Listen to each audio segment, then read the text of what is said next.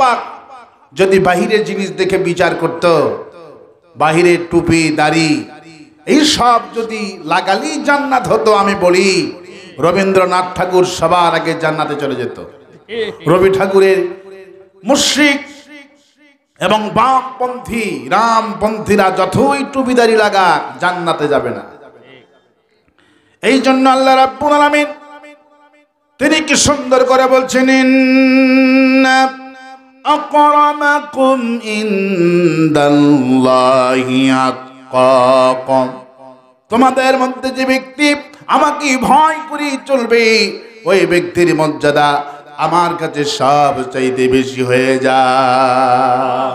এবার কারা কারা মাহফিল শুনতে আসতে পেরে খুশি, দুহাত তুলে দেখা দেয়।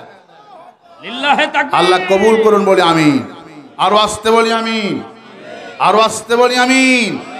কোরআন শুনতে এসেছি, কি শুনতে এসেছি? কোরআন শুনতে এসেছি। নবী করিম সাল্লাল্লাহু আলাইহি সাল্লামের জীবনে হাজার হাজার মুজিজা সংগঠিত ছিল, শ্রেষ্ঠ মুজিজা তার নাম হলো কোরআন। তার নাম কি? তার নাম হলো কোরআন। কোরআন শুনতে এসেছি। কেন কোরআন শুনতে এসেছি বলেন তো? কোরআন শুনতে এসেছি, আমাদের অন্তরে রোগ হয়ে গেছে। কি হয়ে গেছে? অন্তরের রোগ হয়েছে। এই রোগের চিকিৎসা ঔষধ পৃথিবীর কোনো দোকানে পাওয়া যায় না। এই রোগের ঔষধ কেবলমাত্র আল্লাহ পাক কোরআনই দিয়েছেন। কোন সুবহানাল্লাহ। আমি আর আপনি, আমাদের অন্তরের রোগ হয়ে গেছে। কি হয়ে গেছে? অন্তরের রোগ হয়ে গেছে। আমাদের অন্তরে অসুস্থ হয়ে গেছে পাপের কারণে। আল্লাহ পাক বলছেন,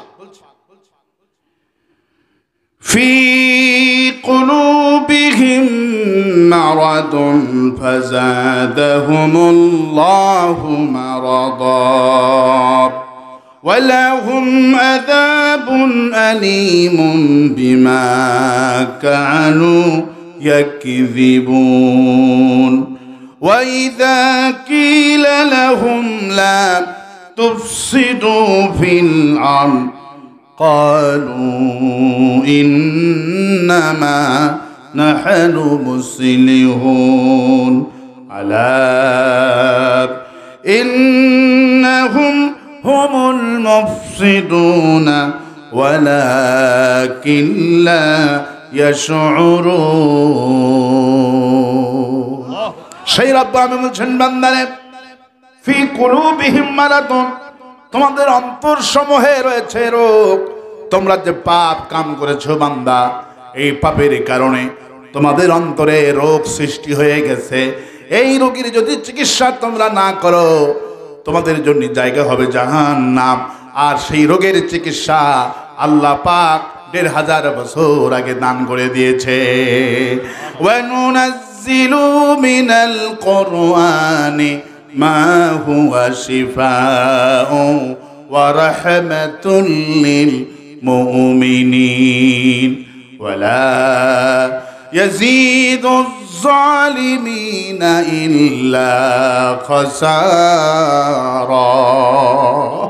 আল্লাহ পাক বলছেন, বান্দারে তোমাদের অন্তরে পাপের কারণে রোগটা হয়ে গেল, এই রোগের ওষুধ আমি আল্লাহ কোরআন নাজিল করে দিলাম। আয়াতুহু যাদাতুহুম ঈমানাও ওয়া আলা রাব্বিহিম ইয়াতাওয়াক্কালুন। ওই রব্বুল আলামিন বান্দারে কোরআন যত শুনবা তোমার অন্তরের রোগ তত আমি আল্লাহ আমি তত ভালো বানায়া দিব। রোগের ওষুধ কেবলমাত্র আল্লাহ পাক কোরআন নাজিল করে দিয়েছে। কোন সুবহানাল্লাহ।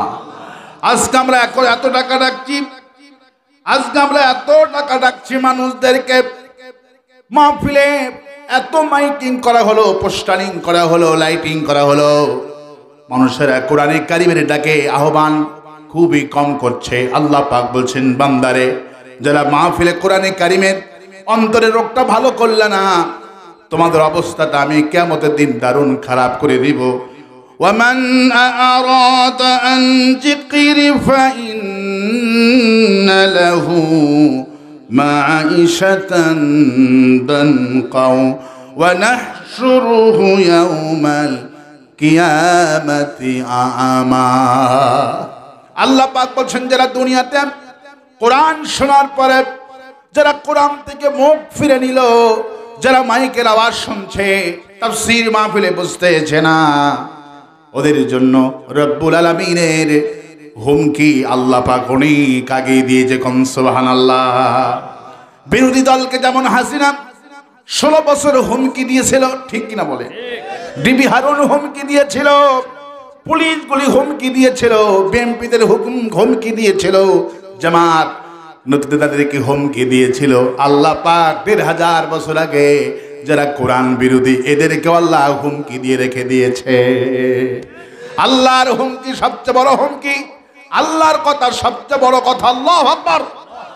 আল্লাহ পাক বলছেন শোনো দুনিয়ার মানুষেরা, ওয়ামান আরাদা আন যিকরি ফাইন্না লাহু মাঈশাতান দানকাও ওয়া নাহশুরুহু ইয়াউমাল কিয়ামাতি আ'মা। যারা আমার কোরআন থেকে মুখ ফিরে নিল, যারা আমার জিকির বলা হয়েছে, কোরআন কি জিকিরই বলা হয়েছে, যারা আমার জিকির থেকে কোরআন থেকে মুখ ফিরে নিল, আল্লাহ পাক বলছেন এদেরকে আমি মাঈশাতান দানকাও, আমি এদের জীবনটাকে সংকীর্ণময় করে দিব। যারা কোরআন বিরোধী হবে, যারা ইসলাম বিরোধী হবে, যারা কোরআনে কারিমের কথা শুনবে কিন্তু কোরআনের বাণী শোনার পরেও উড়ে দিবে, বলবে না, আমল করবে না, তুচ্ছ তাচ্ছিল্য করবে, আল্লাহ পাক সেই সম্পর্কে বলছেন আমি এদের জীবনকে সংকীর্ণময় করে দিব। টাকা থাকবে, পয়সা থাকবে, টাকা থাকবে, কোটি কোটি টাকা দিয়ে আপনি কুরবানি দিবেন কিন্তু কুরবানির গোশত খেতে পারবেন না। মুখের সামনে রসগোল্লা দিবে, একটা রসগোল্লা মুখে দিতে পারবেন না। ডায়াবেটিস বলবে একটা শুধু খেয়ে দেখ, তোর ডায়াবেটিস 28-এ নিয়ে যাব। চোখের সামনে ভুনা গোস্তগুলি কত লোকেরা খেতে দিবে, ঘাম চলে আসবে গরুর গোস্তর মতো। এত স্বাদের গোস্ত পৃথিবীতে আছে নাকি বলেন তো? হিন্দুকে দিলে, হিন্দু বিশ্বনবী হিন্দুদেরকে গরুর গোস্ত কুরবানির দিনে সমস্ত ইহুদি আর খ্রিস্টানদের খেতে দিতে। কোন সুবহানাল্লাহ। তাফসীরে এসেছেন বিশ্বনবী মুহাম্মদ রাসূলুল্লাহ সাল্লাল্লাহু আলাইহি সাল্লাম দুনিয়ার সমস্ত কাফেরদেরকে, প্রতিবেশী হিন্দু হোক খ্রিস্টান হোক, বিশ্বনবীর কুরবানির গোস্ত সবাই খেয়েছে। কোন সুবহানাল্লাহ। হিন্দুগুলি, খ্রিস্টানগুলি, কাফেরগুলি গরুর গোস্ত বিশ্বনবীর রান্না খেয়ে তারা পড়েছে লা ইলাহা ইল্লাল্লাহু মুহাম্মাদুর রাসূলুল্লাহ।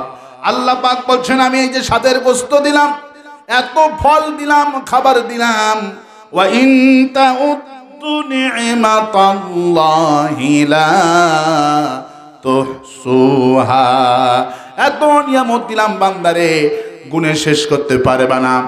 এত নিয়ামত দিলাম, এই নিয়ামত থেকে তোকে বঞ্চিত করে দিব। কারণ রবের হুকুম মতো যদি ইঞ্জিলটা চালাতেন, ইঞ্জিলটা ভালো থাকতো। আল্লাহ পাক বলছেন আমি যে কোরআন দিলাম, কোরআন দিয়ে জীবন চালালি না দেখে আমি তোর ইঞ্জিলের মধ্যে আমি অসুস্থ দান করে দিয়েছি। ইঞ্জিল যখন অসুস্থ হয়ে যাবে তখন ডায়াবেটিস দেখা দেবে, হার্ট অসুখ দেখা দেবে, প্রেশার দেখা দিবে। যারা আমার হুকুম মতো ইঞ্জিলটা চালাবে এরা 2 কেজি গোস্ত খেলেও কোনো প্রেশার উঠবে না। আরো আস্তে কন ঠিক, আরো আস্তে কন ঠিক। এক বিয়েতে গেলাম, আমরা সব মোটা, আমি তো 90 কেজি, আমার সাথে আরো স্যার সব বসেছে। স্যারগুলির ওজন হলো 100 কেজি, সব মোটা মোটা, কেউ অফিসার, ব্যাংকের অফিসার, কেউ আপনার অমুকের অফিসার, সব শুধু মোটা মোটা স্যার। গোস্তের ডিস্ক দিয়েছে 2টা আমাদের টেবিলে। স্যার বলল হুজুর এগুলি টান দেন, আমাদেরকে সবজি দিতে বলেন, গোস্তগুলি টান দিলাম। পাশের ডাইনিং এ গরিব লোক কয়টা বসেছে তাদেরকে গোস্ত পার করে দিলাম, কোনো দোয়ার লোকও লাগলো না। ওরা 10 কেজি 5 জনে 10 মিনিটের মধ্যে খেয়ে ফিনিশ করে দিয়েছে। আল্লাহু আকবার বলেন।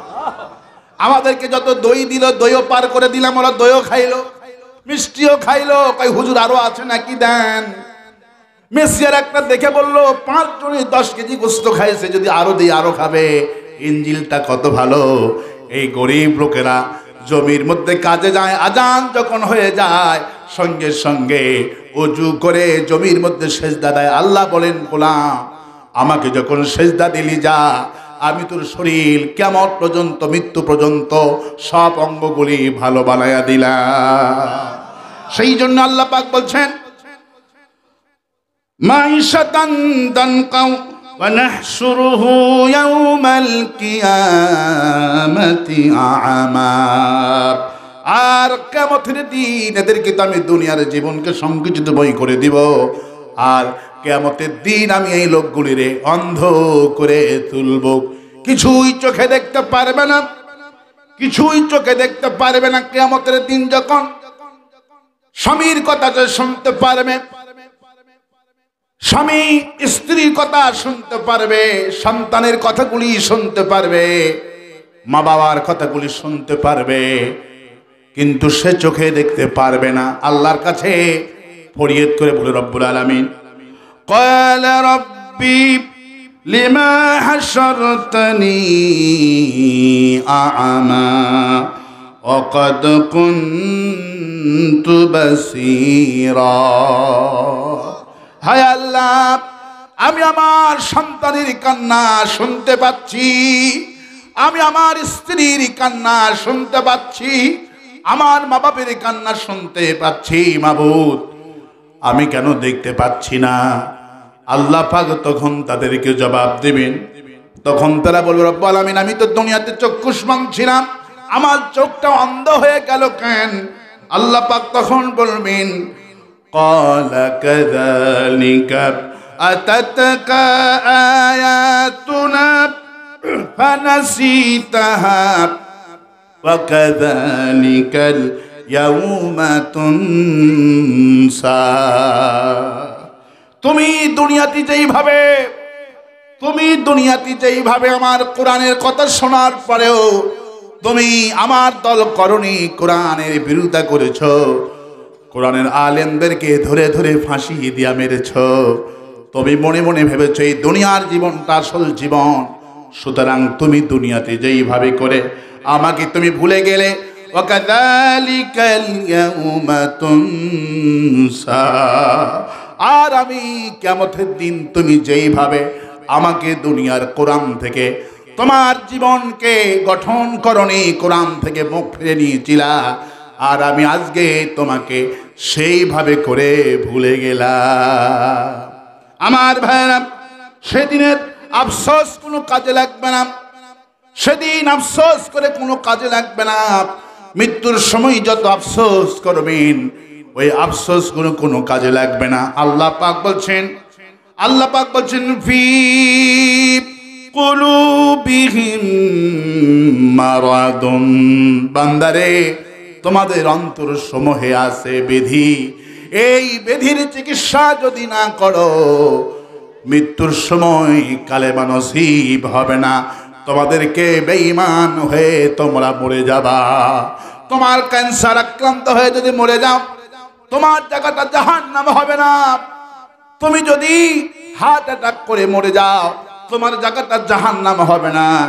বান্দারে, তুমি যদি আমার কোরআন শরীফ দিয়ে যদি রোগটা ভালো না করতে পারো, তোমার অন্তর সময়ে যে ব্যাধি হলো, এই ব্যাধির রোগের চিকিৎসা আমি আল্লাহ দিয়েছি কোরআন।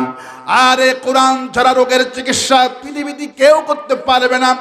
অন্তরের রোগের চিকিৎসা সুদীর্ঘ 50টি বছর করেছেন এই বাংলাদেশের বুকে, শুধু নয় তামাম পৃথিবীর বুকে 50টি বছর মানুষের অন্তরের রোগের চিকিৎসা করলেন কোরআন থেকে শহীদ আল্লামা দেলোয়ার হোসেন সাইদি, যিনি এই জাতিকে 50টি বছর ধরে কোরআনে কারিম থেকে অন্তর সমূহের চিকিৎসা দিয়ে গেলেন। হুজুর মৃত্যু পর্যন্ত জালেমেরা চিকিৎসা করতে দিল না, কিন্তু হুজুরের তাফসীর শুনে কোন তাফসীর মাহফিলে 5 জন, কোন তাফসীর মাহফিলে 10 জন, কোন তাফসীর মাহফিলে ৭০ জন, শেখ যে বদর হুজুর চট্টগ্রামে তাফসীর মাহফিল করেছিলেন, আল্লামা সাইদি হুজুর ছিলেন এই বাংলাদেশে অন্তরে যে রোগ হয় এই রোগের ১ নম্বর চিকিৎসক ছিলেন তিনি। কারণ তার পবিত্র মুখে আল্লাহ পাকের এই পবিত্র কালামুল্লাহ শুনে হাজার হাজার হিন্দু আর খ্রিস্টান অন্তরে রোগ ভালো হয়ে মুসলমান হয়েছে। কারণ অন্তরে যে রোগ হয় এই রোগ যদি ভালো না হয় জায়গা হবে জাহান্নাম। কোথায় হবে জায়গা? জায়গাটা জাহান্নাম হয়ে যাবে। আল্লাহ পাক সেই কথা বলছেন, তোমার এই রোগটা ভালো করো। এই রোগের ওষুধ হলো ওয়ানুনাজ্জিলু, পড়েন ওয়ানুনাজ্জিলু মিনাল কুরআনি মা হুয়া শিফাউ ওয়া রাহমাতুল লিল মুমিনিন ওয়া লা ইয়াযীদুল যালিমিনা ইল্লা খাসারা। মুমিনদের জন্য আমি কোরআনকে ওষুধ বানিয়ে দিয়েছি। যারা কোরআন শরীফ, মোটরসাইকেল পড়ে গেছে ভাইকে একটু তুলান, দ্রুত বেগে তোলেন। আরে আল্লাহ ভালো করে দিক বলে আমিন আমিন। একটু আওয়াজ দেন, শুধু এগুলো আওয়াজ হচ্ছে আমার ভাইয়েরা। মাইক ভালো কিন্তু আওয়াজ লাগবে, টানতেছে বেশি। আমার বন্ধুগণ, আমার ভাইয়েরা, সেই রব্বুল আমিন বলছেন বান্দারে, সেই আল্লাহ পাক বলছেন বান্দা এই রোগ কিন্তু ভালো, মৃত্যুর পরে রোগটা ভালো করার কোনো অবস্থান নাই। তোমার অন্তর সমূহে যে রোগ হয়েছে তোমার পাপের কারণে, এই রোগ ভালো করতে হবে। দুনিয়ার জীবন্ত অবস্থায় মরার সময় এই রোগ ভালো করা সম্ভব নয়। আল্লাহ পাক সেই কথা, আল্লাহ পাক সেই ভয় মুসলমানদেরকে দেখাচ্ছেন। ফালাউলা ইযা বালাগাতিল হুলকুম, তোমার কণ্ঠনালীর কাছে যখন রূহটা এসে যাবে, তোমার যখন গড়গড়ার সৃষ্টি হয়ে যাবে, আল্লাহ পাক বলেন দেখো, যখন আজরাইল আলাইহিস সালামকে কোনো মানুষ দেখতে পারবেন যারা কোরআন কারীমের জীবন চালালো না, কোরআনের বিরুদ্ধে যারা করলো, এদের অবস্থা দারুণ খারাপ হয়ে যাবে। আমার ভাইয়েরা, আমি এই মাহফিল রাজনীতি করার জন্য আসিনি। এই মাহফিল আয়োজন করার উদ্দেশ্য হলো মানুষের অন্তরে যে রোগ হয়েছে এই রোগের চিকিৎসা কেবলমাত্র কোরআন থেকে করতে হবে। আমি আপনাদেরকে কোরআন কারীম থেকে ওষুধ প্রয়োগ করছি। আল্লাহ যেন দয়া করে সবার অন্তর সমূহের বেদি আজকে ভালো বানায়া দেয়। অন্তরের বেদি ভালো হবে কেবলমাত্র শুধুমাত্র কোরআন কারীম তেলাওয়াত আর কোরআন কারীম বাস্তব জীবনে আমল করার জন্য। কোরআন খাঙ্কায় বসে আমল করে রোগ ভালো হবে না। কোরআন যদি এখানে শুধু আমল করেন রোগ ভালো হবে না। কোরআন বোঝার জন্য হলো রাজনৈতিক ময়দান। কোরআন বোঝার জন্য কোথায় যেতে হবে? চরমনায়ের পীর ছেলেটা জীবন পিরিকুড়ি করলো, মুরিদ দিল কে না জানে। আওয়ামী লীগের 190 জন এমপি চরমনায়ের পীরের হাতে মুরিদ, আর জন মন্ত্রী মুরিদ। কিন্তু চরমনায়ের পীর যখন বললেন আমি আমার এই বরিশালটাকে কোরআন দিয়ে সাজাবো, যখন তিনি নির্বাচনে দাঁড়াইলেন, গোটা বিশ্ব সাক্ষী যে আওয়ামী লীগের লোকেরা তার হাতে হাত রেখে মুরিদ হলো। এই মুরিদরা পাঞ্জাবির কলার ধরে লাকে একটা বক্সিন দিয়ে রক্ত বের করে দিল। এই কথা সত্য না মিথ্যা? কোরআন বোঝার জন্য খানকার বসলে কোরআন বোঝা যাবে না। কোরআন বুঝতে হলে রাজনীতির ময়দানে আসতে হবে। চরমনায় পীরকে যখন মারলো, উনি কামদাই থানায় গেলেন না যাননি? বলছেন আমি রক্তের বদলা নিব, এই জালেমদের পতন না হওয়া পর্যন্ত আমি ঘরে ফিরে যাব না। এই কথা পীর সাহেব বলেছিল কি বলে নাই? উনি যখন কোরআনের যখন কেউ মার খায়, আল্লাহ পাক বলেন তখনই কেবলমাত্র সেই জান্নাতি মানুষ হয়। আল্লাহ আকবার বলেন। সেই জন্য আল্লাহ পাক বলছেন ফি কুলুবিহিম মারাদুম, তোমাদের অন্তর সমূহে আছে ব্যাধি। এই ব্যাধি যদি চিকিৎসা না করো ব্যাধি বাড়তেই থাকবে। ব্যাধি কি হবে? ব্যাধি যদি চিকিৎসা না করেন, রাসূল করিম সাল্লাল্লাহু আলাইহি ওয়াসাল্লাম বলছেন, কোন মানুষ যদি রোগের চিকিৎসা করলো না, আল্লাহ ভরসা করলো, অনেক লোক আছে আপনি নওগাঁ হাসপাতাল নিতে পারবেন না, বল বাবা মরলে আমি এই গ্রামেই মরবো, আছে না নাই? বাবা মরলে আমি লক্ষ্মীপুরে মরবো, আছে না নাই? আমি মরলে লক্ষ্মীপুরে মরবো, কিন্তু আমি শহরে যাব না, রাজশাহী যাব না, এটা উচিত নয়। রাসূল করিম সাল্লাল্লাহু আলাইহি সাল্লাম বলেছেন, মৃত্যু দুই প্রকার, একটা হলো নির্ধারিত মৃত্যু, আর একটা হলো অনির্ধারিত মৃত্যু। যেটা আল্লাহ নির্ধারিত করে দিয়েছে, এই নির্ধারিত টাইমে তো আপনার মৃত্যু হয়ে যাবে। আর অনির্ধারিত মৃত্যু মানে হলো আপনি চিকিৎসা করলেন না, আল্লাহর হুকুম মতো জীবনটা চালালেন না, মদ গাঁজা হিরোইন কোকিন বার্গার চুয়ানি। আমি সেদিন এই পাঁচটে থানায় আপনাদের সেদিন গেলাম নিয়ামতপুরে, ওখানে সোয়ানির হাল খাতা হয়। কি হয়? সোয়ানি না কি ওটা বলে, সোয়ানির হাল খাতা হয়। তারাই আমাকে মাহফিলে আয়োজন করছে, হুজুর এই গ্রামে সোয়ানির হাল খাতা হয়। আমি শুনে তো অবাক হয়ে গেলাম। আমি তখন বললাম, যেই গ্রামের লোকেরা সোয়ানির হাল খাতা করছে, সেই গ্রামে আবার আমাকে নিয়ে যে ওয়াজ শোনাচ্ছে। আমি বললাম, আমাকে দিয়া ওয়াজ করে কখনো সোয়ানি বন্ধ হবে না। কোরআন পার্লামেন্টে পাঠান, সোয়ানির ফ্যাক্টরি আমরা বন্ধ করে দিব। আমাদেরকে বলে ব্যাপারটা হতেছে ওয়াজ করেন, এখানে সুদ চলে ওয়াজ করেন, হুজুর এই গ্রামের লোকেরা ঘুষ খায় ওয়াজ করেন।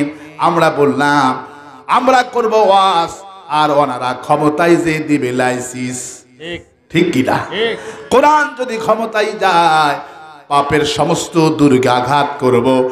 বিড়ির ফ্যাক্টরি বন্ধ, সোয়ানির ফ্যাক্টরি বন্ধ, মানুষ খেতে চাইবে বিড়ি সিগারেট পাবে না, ফ্যাক্টরি বন্ধ করে দিব। আরো আস্তে কন ঠিক, আরো আস্তে কন ঠিক।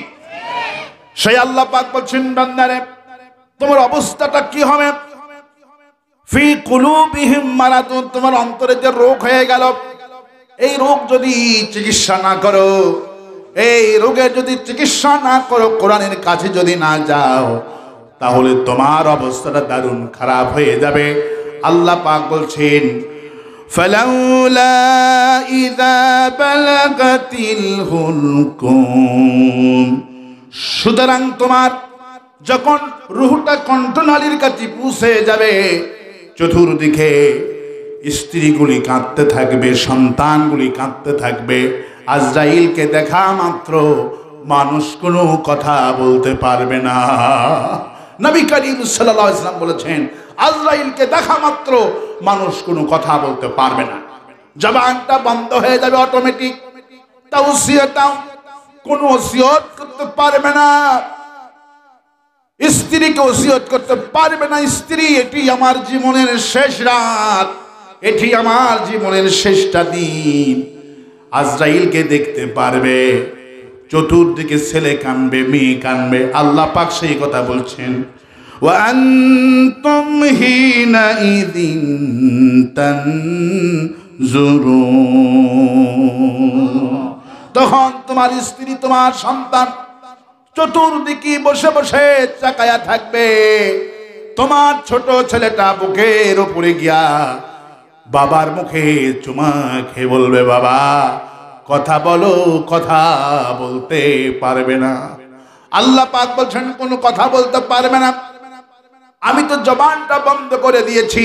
আজরাইলকে সে দেখতে পাচ্ছে, মালাকুল মউতকে সে দেখতে পাচ্ছে, আযাবের ফেরেশতা দেখতে পাচ্ছে। নবী করিম সাল্লাল্লাহু আলাইহি ওয়াসাল্লাম বললেন, আযাবের ফেরেশতারা চলে যাবেন তার কাছে, জাহান্নামের দুর্গন্ধ লোকটার থুতলির কাছে রাখা হবে, দুর্গন্ধের চোখটা বড় বড় করে তাকাবে, চোখের পানি ফেলে আল্লাহর কাছে কান্নাকাটি করবে, হায় রব্বুল আলামিন, আমার সন্তানের কান্নাটা আমি সহ্য করতে পারছি না, আমার স্ত্রীটা কাঁদতেছে, আল্লাহ আমি দেখতে পাচ্ছি তোমার মালাকুল মউত আমার কাছে এসে হাজির হয়ে গেছে। আল্লাহ পাক বলবেন, সেদিনের কথা স্মরণ করো, যখন তোমার বাড়িতে মালাকুল মউত হানা দিবে, মালাকুল মউত যখন লোকটা দেখতে পারবে তখন লোকটার জবানটা বন্ধ হয়ে গেল, কিন্তু আল্লাহ পাক বলছেন আমি তার অন্তর এবং মন সচল রেখে দিয়েছি। মন অন্তরটা ঠিক থাকবে, এটার সঙ্গে আল্লাহর কথোপকথন হবে। লোকটি মনে মনে বলে রব্বুল আলামিন আমার সন্তানের কান্নাটা আমি সহ্য করতে পারছি না, আমার স্ত্রীর কান্নাটা সহ্য করতে পারছি না। স্ত্রী টেলিফোন করবে ডাক্তারকে, আমার স্বামী কথা বলছে না, আমার স্বামীর হাত পাও কেন অবশ হয়ে আসতেছে। ছেলে হাতে ধরে টানাটানি করবে, মেয়েটা মাথায় পানি দিবে, স্ত্রী বারবার মুখের কাছে সে কান লাগাবে, কোনো সারা শব্দ পাবে না। তখন এই লোকটি আল্লাহর কাছে বলবে রব্বুল আলামিন আমার যে তুমি ক্ষমতা দান করেছিলে, টাকা পয়সা দান করেছিলে, আমি দুনিয়াতে কোরআন শুনতাম, কোরআনের দলটা করতাম না, আমাকে তুমি অনেক সম্পদ দিয়েছিলা, একটা টাকা আল্লাহ রাস্তায় দান করিনি। আল্লাহ পাক তখন বলবেন এই লোকটার অন্তর তরক ভালো করলো না, কোরআনের বিরোধিতা করলেন। তখন এই লোকটা স্ত্রী কান্না দেখে আর সন্তানের কান্না দেখে আমার কাছে এই কথা বলবে وأنفقوا مما رزقناكم من قبل أن يأتي أحدكم الموت فيقول رب لولا أخرتني إلى أجل قريب فأصدق وكن من الصالحين। বলবে রব্বুল আলামিন আমাকে তুমি যে টাকা পয়সা সম্পদ দিয়েছিলা, এই সম্পদগুলি ইসলামের কাজে লাগাই নাই। আমাকে যে তুমি ক্ষমতা দিয়েছিলা, আমি ক্ষমতা পেয়ে আলেমদের ফাঁসি দিয়েছি, সাইদি হুজুরের মতো মানুষকে জেলে বন্দি করেছি, আর আমার দুশমন আলেমদেরকে ভেবেছিলাম আর বন্ধু ছিল যারা লাল পানি খায়, মদ খায়, গাঁজা খায়, সুদখুরগুলি আমার বন্ধু ছিল। হায় আল্লাহ আহাদাকুমুল মাউত, আমি মৃত্যুর ফেরেশতাকে আমি দেখতে পাচ্ছি। হায় আল্লাহ আমার সন্তানের কান্নাটা আমি সহ্য করতে পারছি না, আমার স্ত্রীর কান্নাটা আমি সহ্য করতে পারছি না।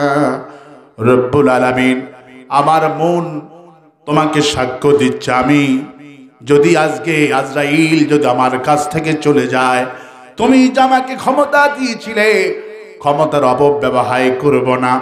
আমি টাকা পয়সার মালিক, আমি কাল থেকে টাকা পয়সা দান করা শুরু করে দিব।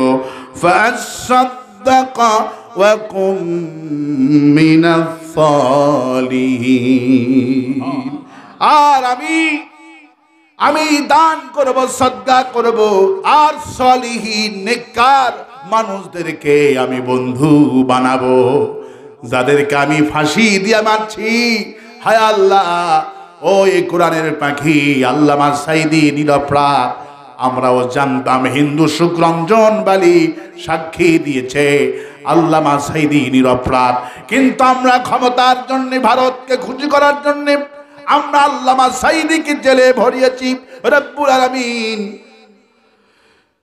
ওয়াকুম মিনাস সালিহিন, আর সলিহিন ভালো মানুষের সঙ্গে আমি বন্ধুত্ব স্থাপন করে দিব। আল্লাহ পাক জবাবে বলবেন ওয়ালাই ইউআখিরাল্লাহু নাফসান ইযা জাআ আজালুহা ওয়াল্লাহু খাবীরুম বিমা তা'মালুন। আজ তুমি স্ত্রীর কান্না দেখে, তোমার সন্তানের কান্না দেখে আমার কাছে এইভাবে বলা বলি করছো। আজ আমি কোন প্রাণীকে আমি সময় অবকাশ দিব না। আমার আজরাইল যেই বাড়িতে যায় সেই বাড়ি থেকে আমার আজরাইল কোনোদিন ঘুষ খাবে না। দুনিয়ার পুলিশগুলি ঘুষ খায়। যদি আপনি ন্যায্য জমি পাবেন, বিচার পাবেন, ওই আপনার বিরোধী পক্ষে যদি ঘুষ মারে, বিচারপতিরা এটা তার পক্ষে দেয়। এই জন্য দুনিয়ার বিচারপতির হিসাব হবে, কিন্তু আল্লাহ পাকের ফেরেশতারা কখনো ঘুষ খায় না। যার বাড়িতে মালাকুল মউত যায়, আল্লাহ পাকের ডিউটি সবাই পালন করছে।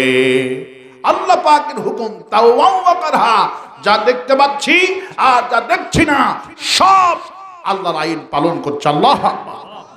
নবী করিম সাল্লাল্লাহু আলাইহি সাল্লাম মিরাজে গেলেন, সবাইকে বিশ্ব নবী সাল্লাল্লাহু আলাইহি সাল্লাম দেখতে দেখলেন, কিন্তু বিশাল বড় একটা বাঁশি ইসরাফিল আলাইহিস সালামের দুই ঠোঁটের মধ্যখানে তিনি দাঁড়ায় আছেন।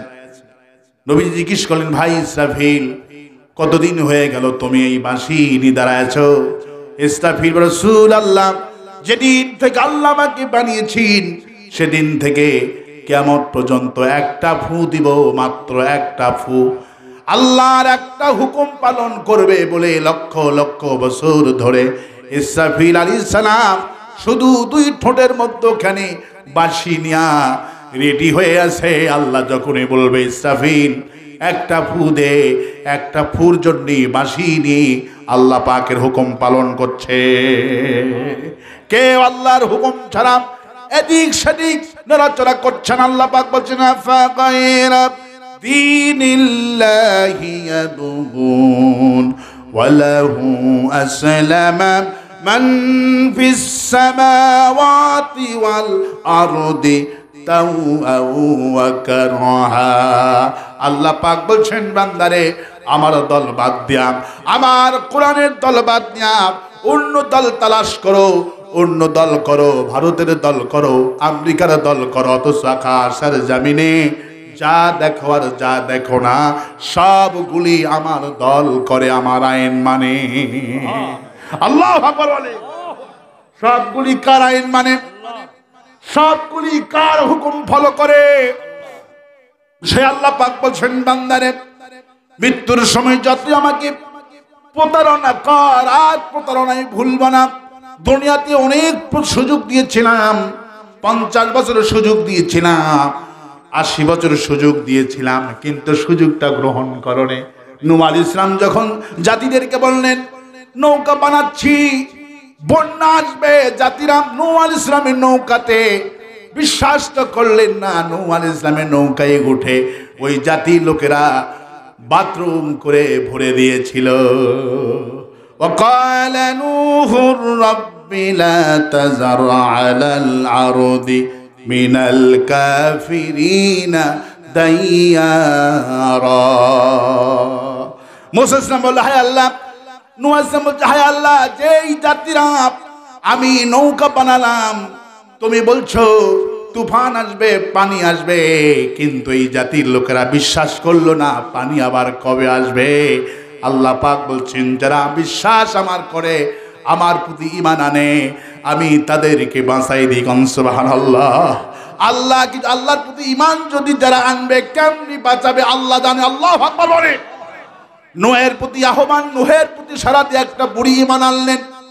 80 বছর বৃদ্ধা মহিলা, চোখে দেখে না, ছেলে পেলে কেউ নাই, বুড়ি ঈমান আনলেন নূহের প্রতি। নূহ আলাইহিস সালাম বললেন, বুড়ি, যেদিন বন্যা আসবে সকাল বেলায় তোমারে আমি নৌকায় তুলে নিব। কিন্তু নূহ আলাইহিস সালাম ভুলে গেলেন, নৌকায় আর তুলতে পারলেন না। পানি আর পানি, গোটা দুনিয়ায় পানি হয়ে গেল, 350 গজ লম্বা পানি হয়ে গেছে। কাবা ঘর পর্যন্ত পানির তলে ছিলেন।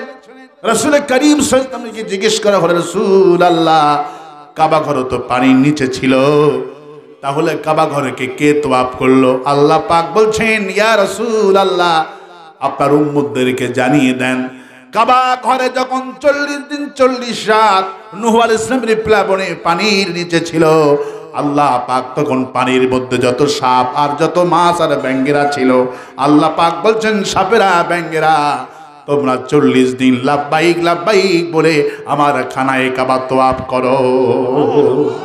আল্লাহু আকবার বলে।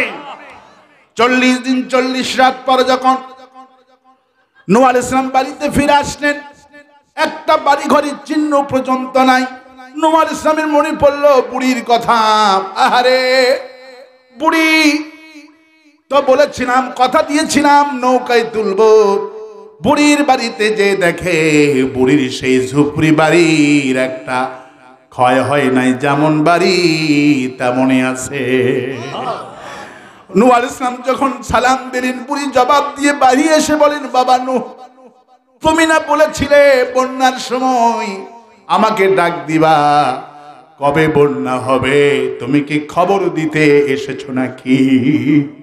নূহ আলাইহিস সালাম বালুর ভিতরে, মরুভূমির ভিতরে সিজদায় পড়ে গেল। হায় আল্লাহ, 350 ফিট উঁচু পানি, গোটা দুনিয়া কাবা পর্যন্ত চলে গেল, আর এই বুড়ি বন্যার কথা জানে না।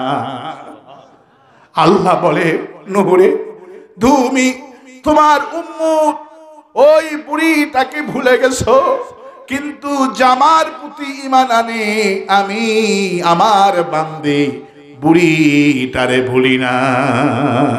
ওয়াকাযালিক, আমি এইভাবে করে যারা আমার প্রতি ঈমান আনে আমি তাদেরকে বাঁচাই দিই। সুবহানাল্লাহ। আর যারা আমার প্রতি ঈমান আনে না, وَمِنَ النَّاسِ مَن يَقُولُ آمَنَّا بِاللَّهِ وَبِالْيَوْمِ الْآخِرِ وَمَا هُمْ بِمُؤْمِنِينَ। মানুষের মধ্যে অনেক লোক আছে, এরা মাথায় টুপি লাগায়, হজ করে, যাকাত দেয়, কিন্তু কোরআনের শাসনটা চায় না। শুধু কোরআন শরীফ খতম করে, কোরআন শরীফের আমল করে, মাহফিল করে, কিন্তু কোরআন শরীফ ক্ষমতায় যাক, চুরি করলে হাত কাটা লাগবে একবারের জন্যই চায় না। বরঞ্চ যেই দল চুরি করলে হাত কাটা লাগবে এই আইন যারা চায়, এই নেতাগুলিরে ধরে ধরে ফাঁসি দিয়া মেরেছে। আরো আস্তে কন, আরো আস্তে কন। কোরআনের শাসন যারা চেয়েছে তাদেরকে মেরেছে। আমার সাইদি হুজুরের কোনো অপরাধ ছিল না কি বলেন? আল্লাহ পাক বলে কেন মেরেছে? কারণ কি, আমার নাকামু মিনহুম ইল্লা আইয়ুমিনু বিল্লাহি আজিযিল হামিদ। এই মুসলমানদের কেন মারে জালেমেরা? কেন হাসিনা মেরেছে? আল্লাহ পাক বলছেন যারা মানলো এদের লয়ারা ক্ষয় হয়ে গেল, এদের দাম পৃথিবীতে কিছু নাই। ফাইন্না জুলমা জুলমাতু ইয়াউমাল কিয়ামা। যারা জুলুম করলে এরা হলো জালিম। কোরআন পড়লো কিন্তু কোরআনের শাসন চাইলো না। কোরআনের শাসন যারা চায় তাদেরকে ফাঁসি দিয়া মারে। ওয়ালা ইয়াজিদুল যালিমিনা ইল্লা খাসারা। তোমার অন্তরে যে রোগ হয়ে গেল, এই রোগের ওষুধ আমি কোরআন দিলাম। মুমিন বান্দা কোরআনকে বিশ্বাস করে, মুমিন বান্দা বিশ্বাস করে আল্লাহ যে কোরআনটা দিয়েছে, আল্লাহর সব বিধান আমি মানব। কিন্তু যারা জালিম এরা কোরআন পড়ে, কোরআনের আইন মানে না। আওয়ামী লীগ ছিল জালিম। আওয়ামী লীগ কি ছিল? এরা জালিম ছিল। এরা কোরআন পড়েছে কিন্তু কোরআনের বিধান চালু হোক চায় না। এরা হলো জালিম। আল্লাহ বলছেন অন্তরে যে রোগ হলো, এই রোগের ওষুধটা আমি কোরআন দিলাম, কিন্তু ওরা তো কোরআন বিশ্বাস করে না। কোরআন ক্ষমতায় যাক, চুরি করলে হাত কাটা লাগবে, আইনটা কে দিছে? আল্লাহ।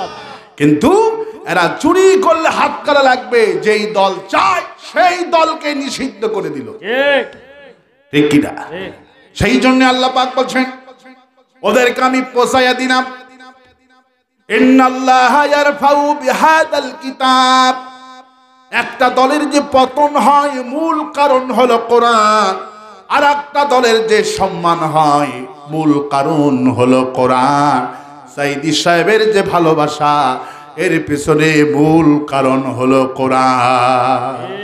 গত পরশুদিন একটা আলিম বলছেন তার খালা তাকে ফোন দিয়েছে, বাবা আমার 2 ছেলে একসঙ্গে একদিনের মধ্যেই নাতি হয়েছে।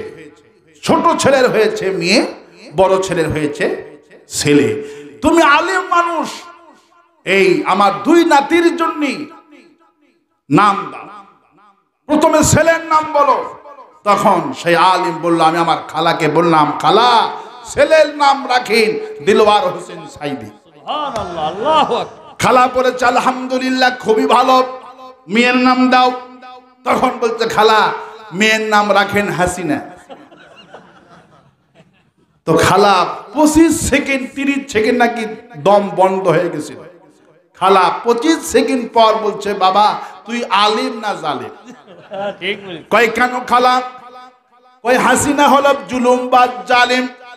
হাসিনার নামে আওয়ামী লীগের কোন নেতা তাদের মেয়ে হলো হাসিনার নাম আওয়ামী লীগের লোকেরাও রাখে না। আওয়ামী লীগের লোকেরা জানে এই হলো জালিম, অন নামে রাখবো না। আমার মেয়ে স্কুলে গেলে মাদ্রাসায় গেলে যেখানে যাবে লোকেরা গালাবে, কারণ জালেমদের নামে কেউ রাখে না, জালেমদের নাম কেউ রাখে না। قال رسول الله صلى الله عليه وسلم فإن الظلم ظلمة يوم القيامة।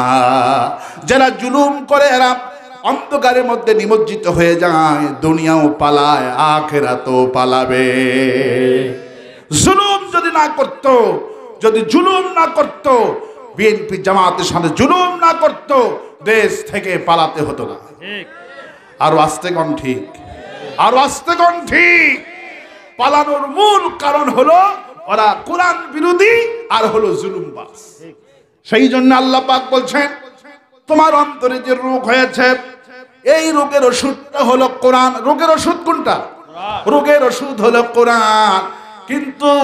কিন্তু ওই কোরআন জালেমের জন্য রোগ ভালো হবে না, কারণ ওয়ালা ইয়াজিদুন যালিমিনা ইল্লা খাসারা। এরা রোগ ভালো করবে না, এরা দুনিয়ার জীবনকে প্রাধান্য দিয়েছে। দুনিয়া দুনিয়া দুনিয়া দুনিয়া ছাড়া কিছু বোঝে না, কিন্তু আমাদের টার্গেট হলো আখিরাত।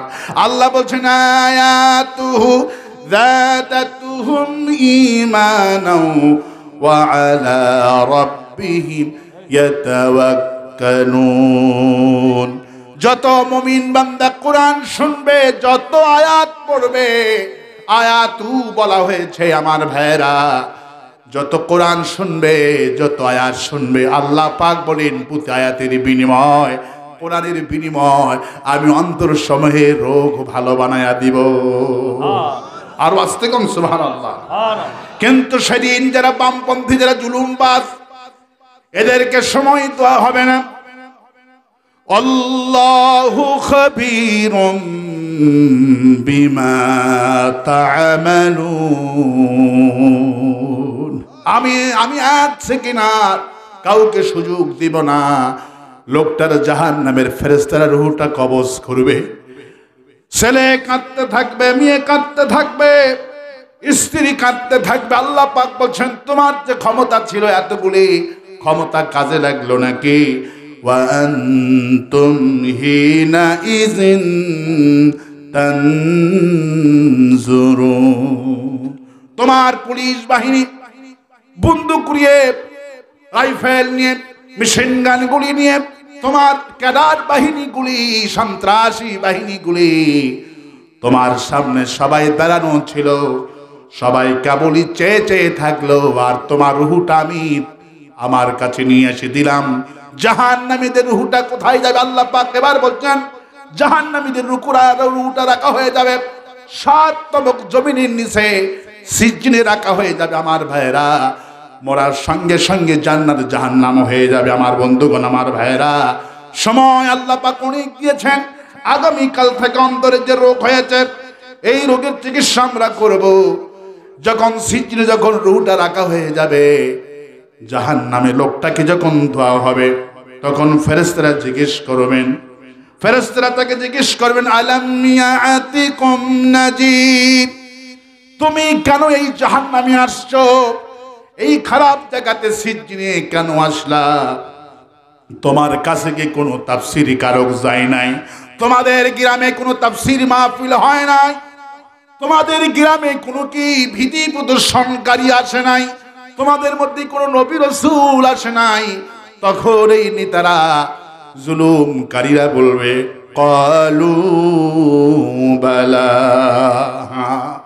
আমাদের কাছে নবীর এসেছিল, রসুল এসেছিল, আমাদের গ্রামে তাফসীর মাহফিল হতো। আমার আল্লামা সাইদির মতো তাফসীর কারকের কণ্ঠে কোরআন শুনেছি, কিন্তু সাইদি হুজুরকে আমরা মিথ্যাবাদী রাজাকার বানাইছিলাম। আল্লাহ পাক সেই কথা বলছেন, ফাকাজ্জাবনা ওয়া কুল্লা মা নাযালাল্লাহু মিন শাইইন ইন আনতুম ইল্লা ফি দালালিন কাবীর।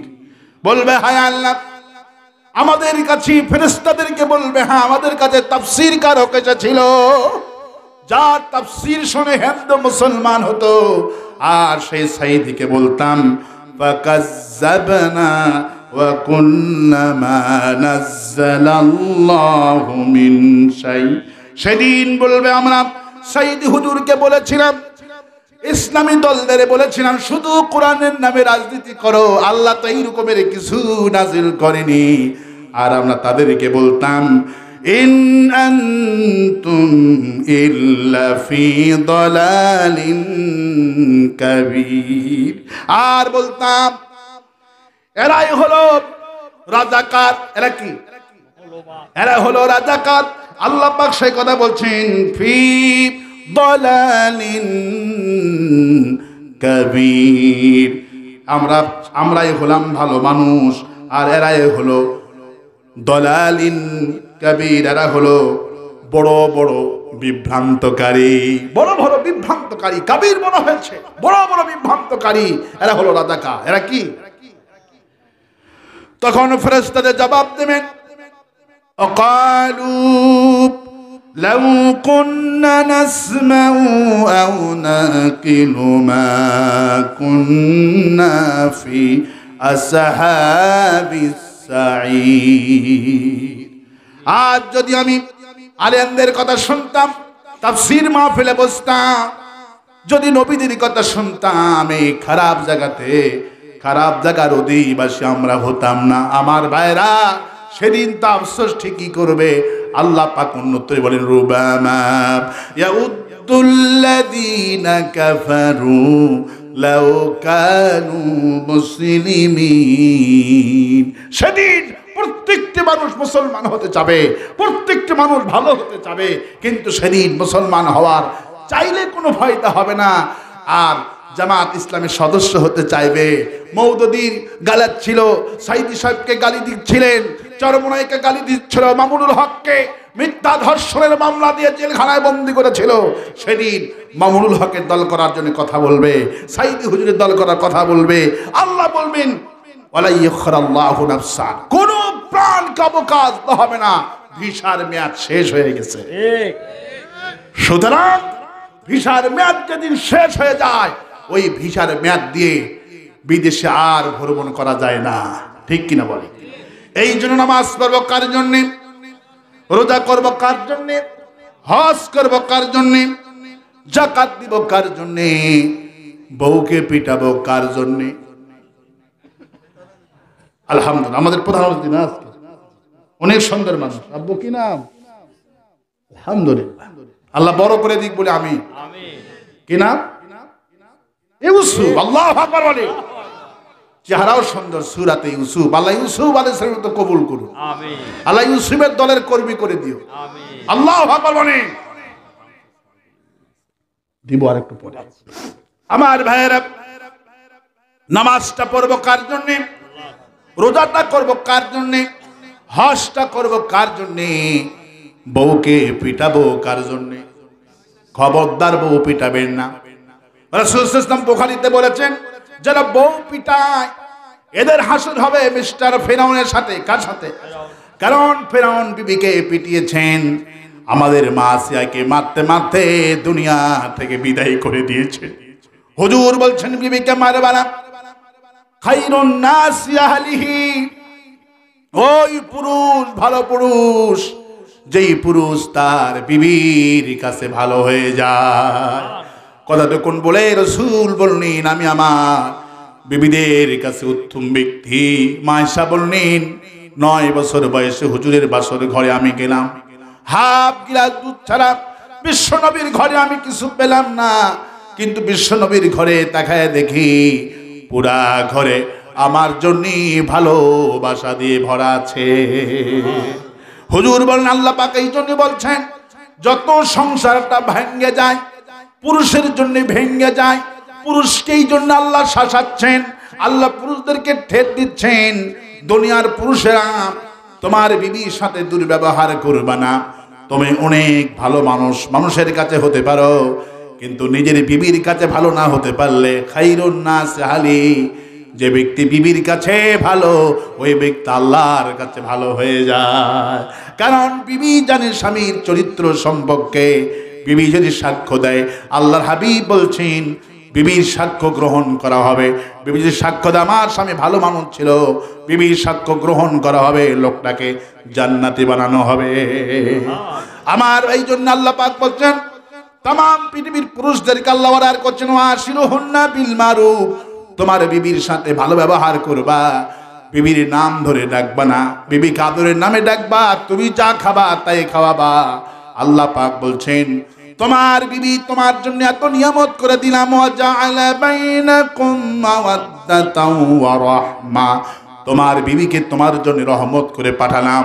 তোমার বিবাহের পরে স্মরণ করো, বিবাহের পরে তোমার বাপ তোমার মা তোমার জন্য না খেয়ে থাকে না। বিবাহের পরে স্বামী আসবে দুপুর বেলায়, নওগাঁ গিয়েছে, রাজশাহী গিয়েছে, ঘন্টার পর ঘন্টা তোমার জন্য না খেয়ে থাকে বিবিটা। 3 ঘন্টা চলে যায়, স্বামী আসে না, সেও খায় না, তোমার সাথে ভাত খাবে বলে ঘন্টার পর ঘন্টা তোমার বিবি না খেয়ে থাকে। আমি তোমার জন্য তোমার বিবিকে রহমত করে পাঠিয়ে দিয়েছি।